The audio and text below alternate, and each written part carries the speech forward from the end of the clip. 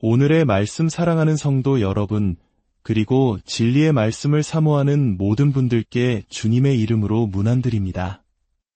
오늘 우리가 함께 나눌 말씀의 제목은 허락된 시험입니다.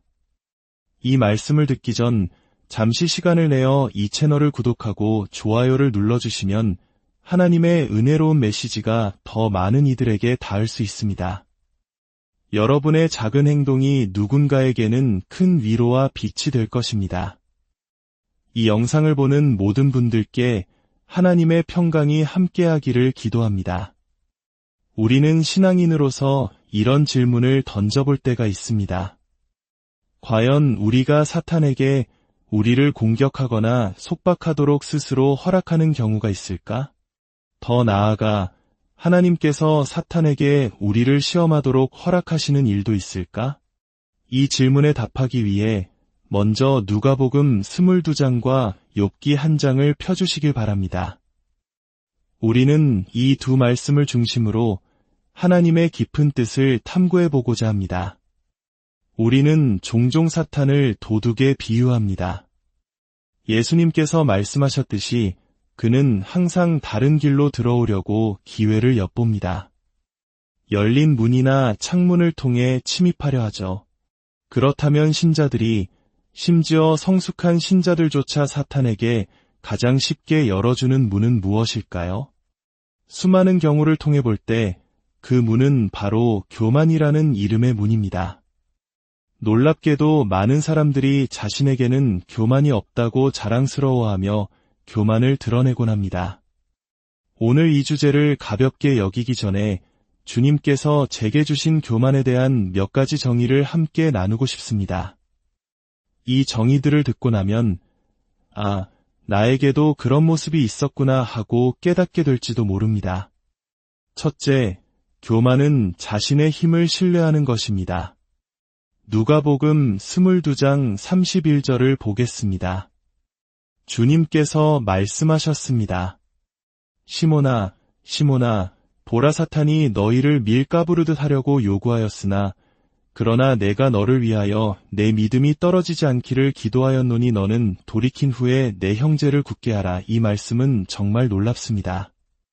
신약시대에 예수님께서 사랑하는 제자에게 직접 말씀하십니다. 사탄이 너를 채로 치듯 흔들겠다고 요구했다. 하지만 나는 내 믿음이 꺾이지 않도록 기도했다. 내가 다시 돌아오면 내 형제들에게 힘이 되어 주어라. 이 말씀은 베드로가 넘어질 것을 암시합니다.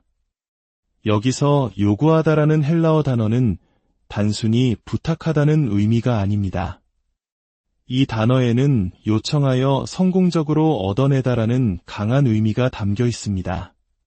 즉, 사탄이 너를 시험할 허락을 요청했고 그 허락을 받아냈다라고 번역할 수 있습니다.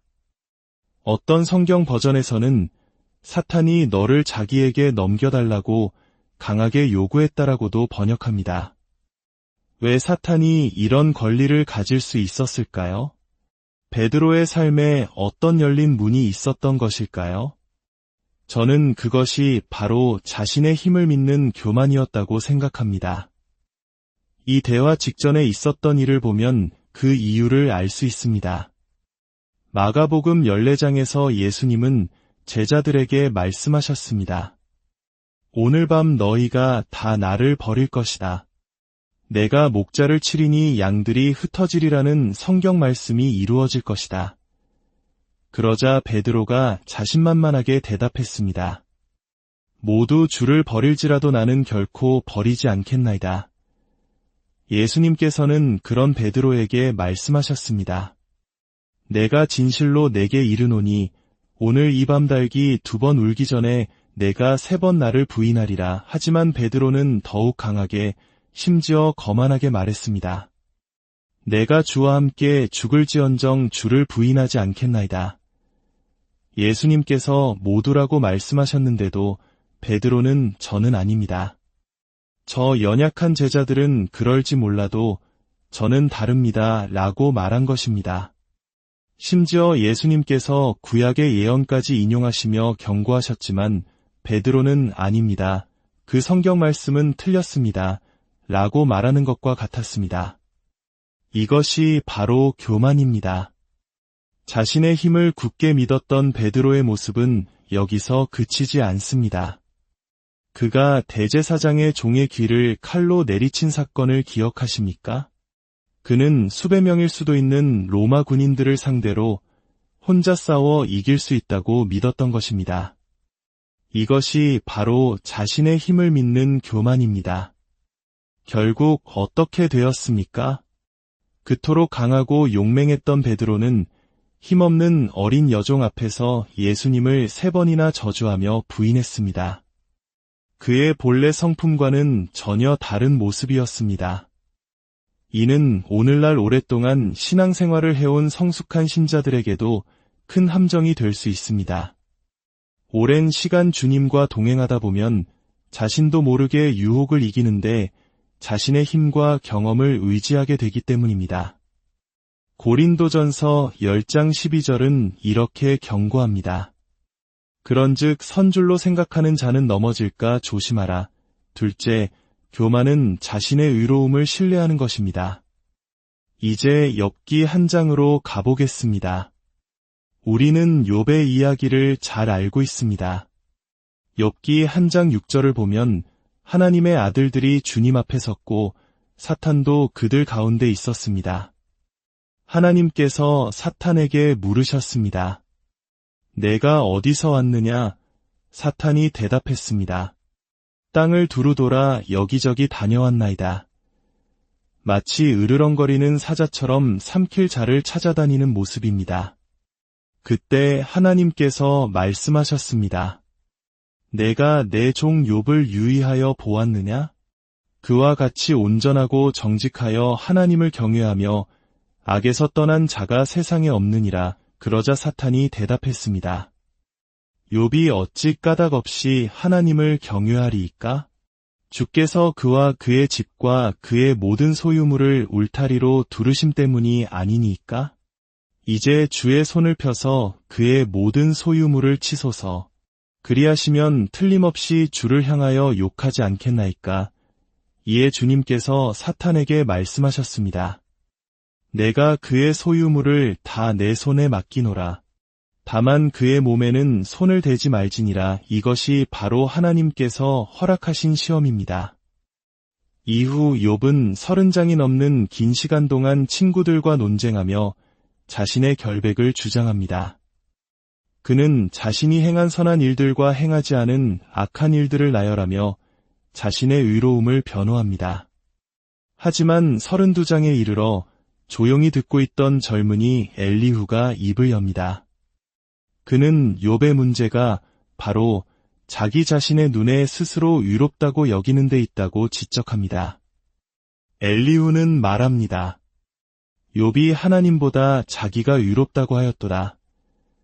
욥은 자신이 순전하고 죄가 없으며 불의가 없다고 주장했습니다. 하지만 그의 의로움의 근거는 하나님과의 관계가 아닌 그가 행한 행위에 있었습니다.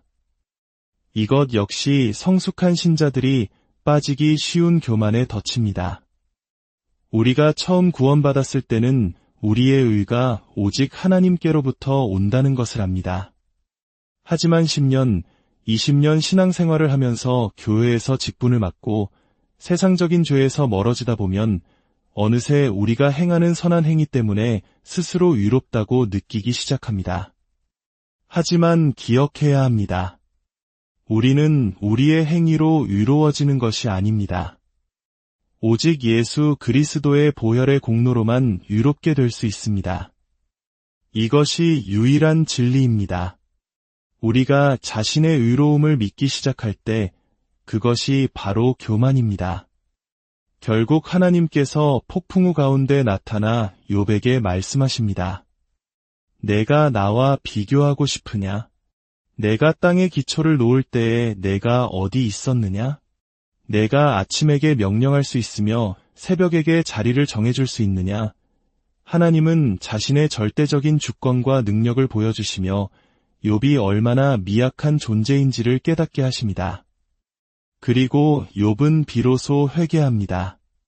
셋째, 교만은 자신의 지혜를 신뢰하는 것입니다. 열왕기상 22장에는 이스라엘의 가장 악한 왕이었던 아합의 이야기가 나옵니다. 그는 유다왕 여호사밧과 함께 길르앗 라못을 치러 가려고 합니다. 여호사밧이 먼저 하나님의 뜻을 묻자고 제안하자 아합은 자신이 월급을 주며 관리하는 400명의 거짓 선지자들을 부릅니다. 그들은 모두 가서 승리하십시오. 하나님께서 함께 하실 것입니다. 라고 예언합니다. 하지만 여호사밧은 미심쩍어하며 다른 선지자가 없는지 묻습니다. 아합은 마지못해 한 사람, 미가야를 언급하며 말합니다. 그가 있기는 하나 나는 그를 미워하나이다. 그는 내게 대하여 길한 일은 예언하지 아니하고 흉한 일만 예언하기 때문이니이다. 결국 감옥에서 불려나온 미가야는 하나님의 참된 말씀을 전합니다. 그는 자신이 본 환상을 이야기합니다. 내가 보니 주님께서 보좌에 앉으셨고 하늘의 모든 군대가 그의 좌우편에 모시고 서 있는데 주님께서 말씀하시기를 누가 아합을 꾀어 그를 길르앗 라못에 올라가서 죽게 할까 하시니 한 영이 나와 주님 앞에 서서 말하되 내가 그를 꾀겠나이다 하니 주님께서 그에게 이르시되 어떻게 하겠느냐 하시니 그가 이르되 내가 나가서 거짓말하는 영이 되어 그의 모든 선지자들의 입에 있겠나이다 하니 주님께서 이르시되 너는 꾀겠고 또 이루리라. 가서 그리하라 하셨나이다. 이 구절은 우리에게 충격적인 진실을 보여줍니다. 바로 모든 것의 주관자는 하나님이시라는 사실입니다. 하나님과 사탄은 대등한 싸움을 하는 존재가 아닙니다. 사탄은 피조물이며 하나님은 창조주이십니다. 하나님은 때로 악한 영조차도 당신의 뜻을 이루는 도구로 사용하십니다. 하나님은 아합이 자신의 지혜를 믿고 멸망의 길로 가는 것을 막기 위해 미가야 선지자를 통해 경고의 말씀을 주셨습니다. 그러나 아합은 자신의 꾀를 믿었습니다. 그는 왕복을 벗고 일반 병사처럼 변장하면 하나님의 심판을 피할 수 있을 것이라 생각했습니다. 하지만 결과는 어땠습니까? 성경은 이렇게 기록합니다. 한 사람이 무심코 활을 당겨 이스라엘 왕의 갑옷 솔기를 쏜지라 무심코 쏜 화살 하나가 정확히 그의 갑옷 틈새를 껴뚫었고 그는 죽음을 맞이했습니다. 자신의 지혜를 믿었던 교만의 비참한 최후였습니다. 그렇다면 사랑의 하나님께서 왜 사탄이 신자를 공격하도록 허락하시는 것일까요? 그 이유는 항상, 언제나 예외 없이 우리의 유익을 위해서입니다. 마치 부모가 자녀가 잘못된 길로 갈 때 사랑하기 때문에 매를 드는 것과 같습니다. 잠언 16장 18절은 이 진리를 명확히 보여줍니다. 교만은 패망의 선봉이요 거만한 마음은 넘어짐의 앞잡이니라. 많은 사람들이 이 구절을 교만은 넘어짐의 앞잡이라고 잘못 인용합니다. 하지만 성경은 분명히 말합니다. 교만은 패망, 즉 완전한 파멸의 길로 이끈다고 말입니다. 하나님은 우리가 교만 때문에 영원히 멸망하는 것을 원치 않으십니다. 그래서 그분의 은혜로 우리를 넘어뜨려서라도 우리를 구원하시길 원하십니다. 달려오는 버스를 향해 걸어가는 사람을 밀쳐 넘어뜨리는 것과 같습니다. 넘어져서 무릎이 까지고 뼈가 부러질 수는 있지만 목숨은 건질 수 있습니다.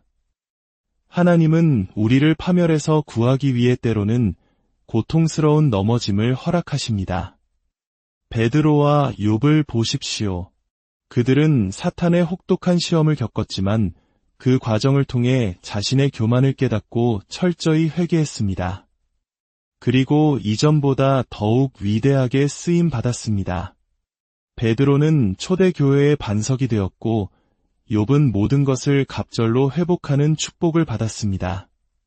하지만 아합은 회개하지 않았고 결국 파멸에 이르렀습니다. 사랑하는 여러분, 교만은 강한 자, 위로운 자, 지혜로운 자가 빠지기 쉬운 덫입니다.